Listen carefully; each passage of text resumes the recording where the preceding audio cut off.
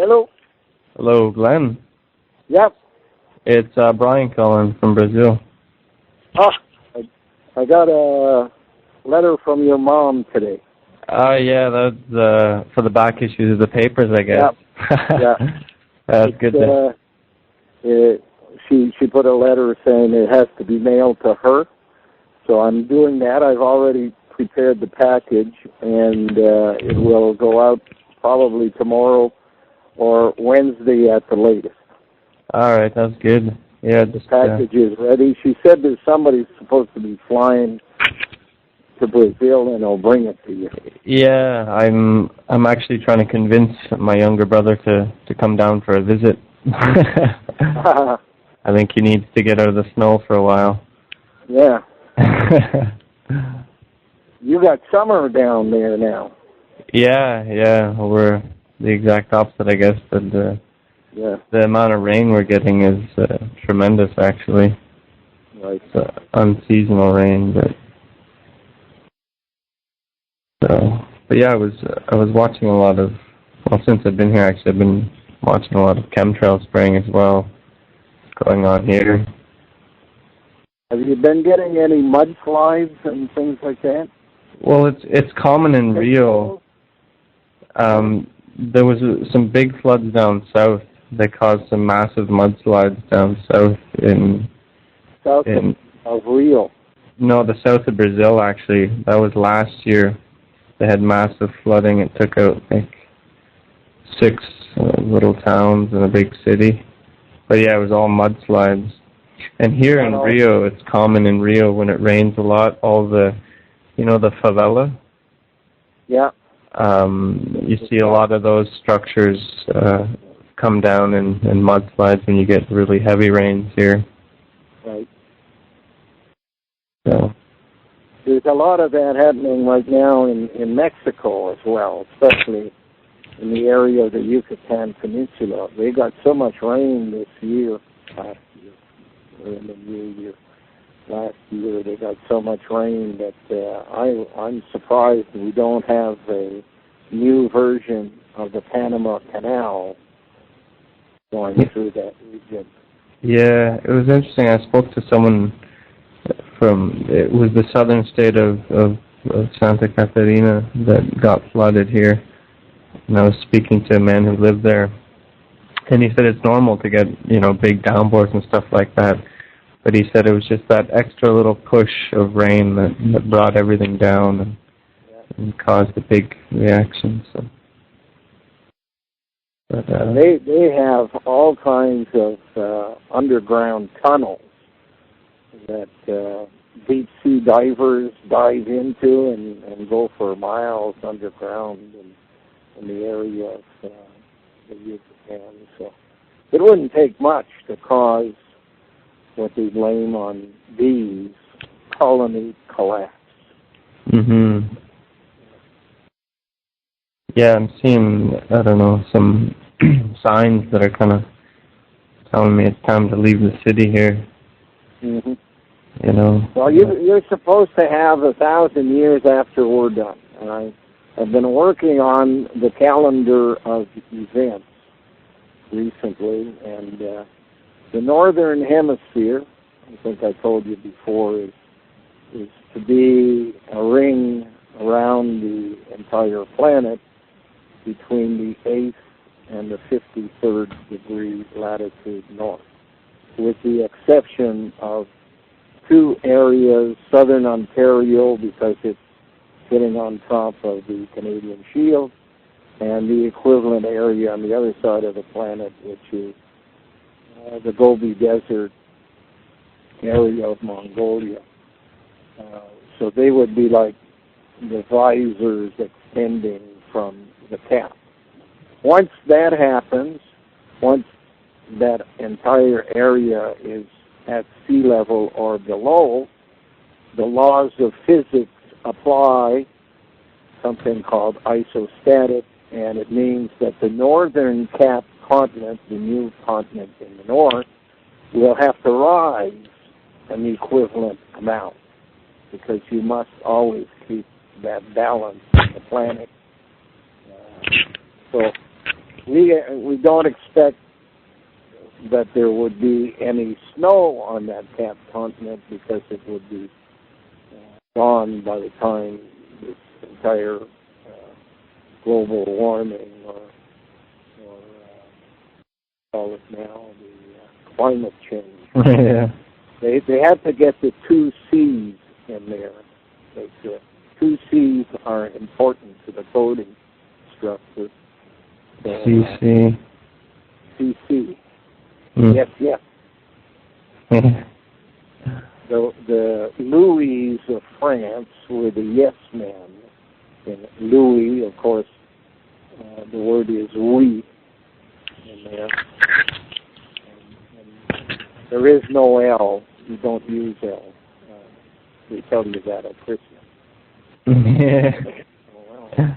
So what we are expecting is the Northern Hemisphere will be taken care of by 2062 with 3 activities leading to 2062 to make it all happen.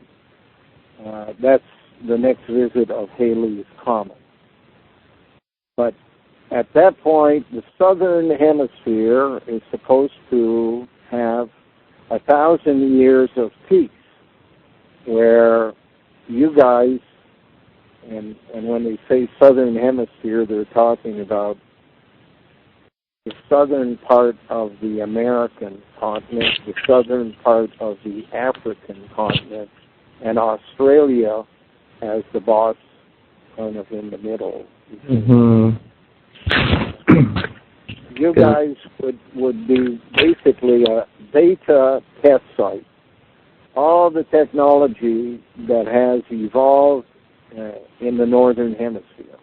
Mm-hmm. A lot of the big boys have bought up a lot of land in Argentina, vast acres of farmland in Argentina.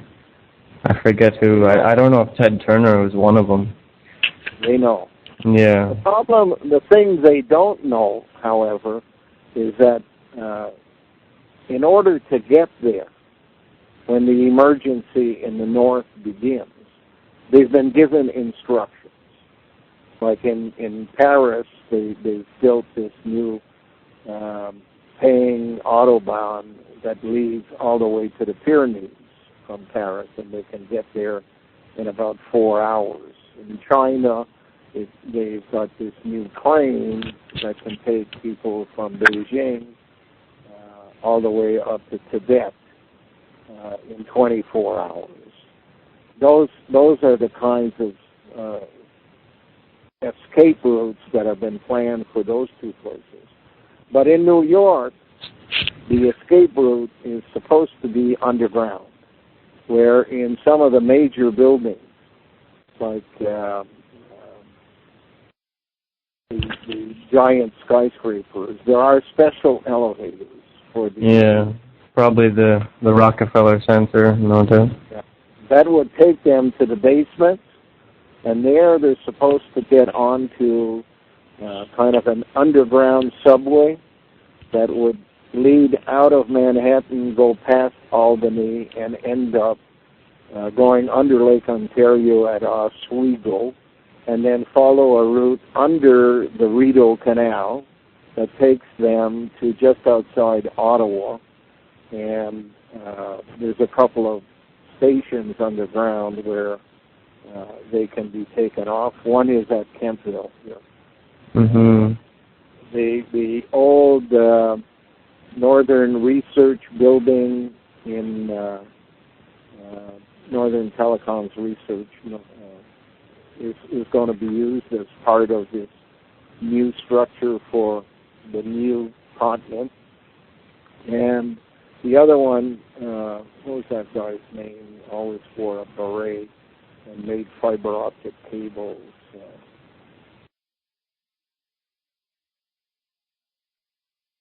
I see his face. Is it Canadian? No, he came to Canada and established himself in McEwen. I think he's Israeli or French Israeli.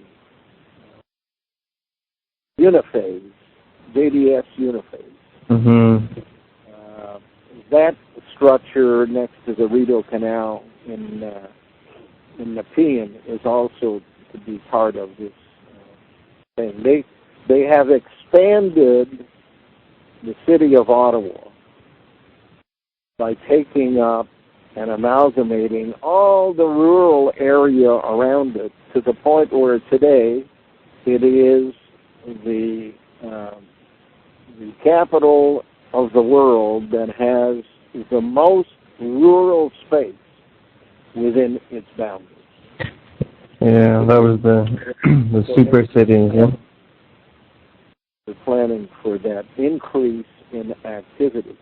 But Mm-hmm. the secret is the guys in charge don't really want all these people just because they help them get to where they're going. Doesn't mean they want to take them along to the next level of the ride. So there's a good possibility that the subway system underground that would be bringing them to Canada would stall. Mm-hmm. And they would be stuck there. Of course, nobody knows they're there, supposedly. So nobody's going to be looking for them. Mm-hmm. So that's the kind of stuff they have planned. Yeah. Call the planet. I was going to ask you about are you familiar with the author John Wyndham? John Wyndham. Yeah, he wrote The Chrysalids.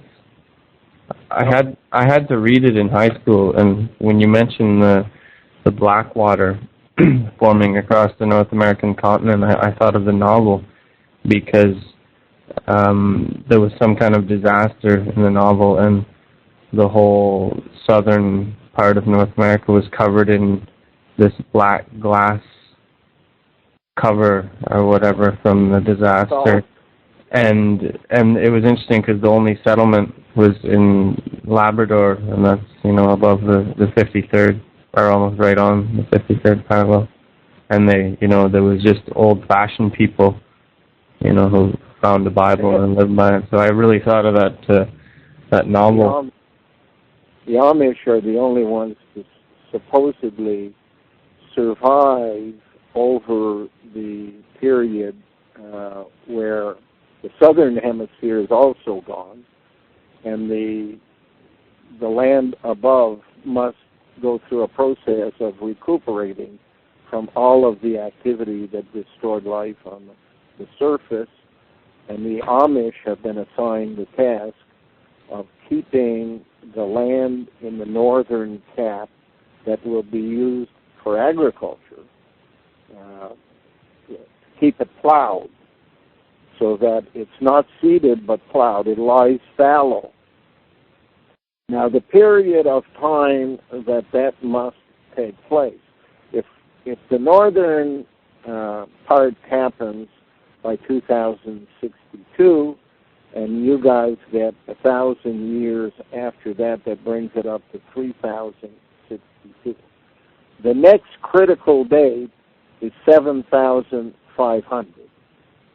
So you have approximately 4,400 or 4,500 years where nothing happens to any extent on the surface.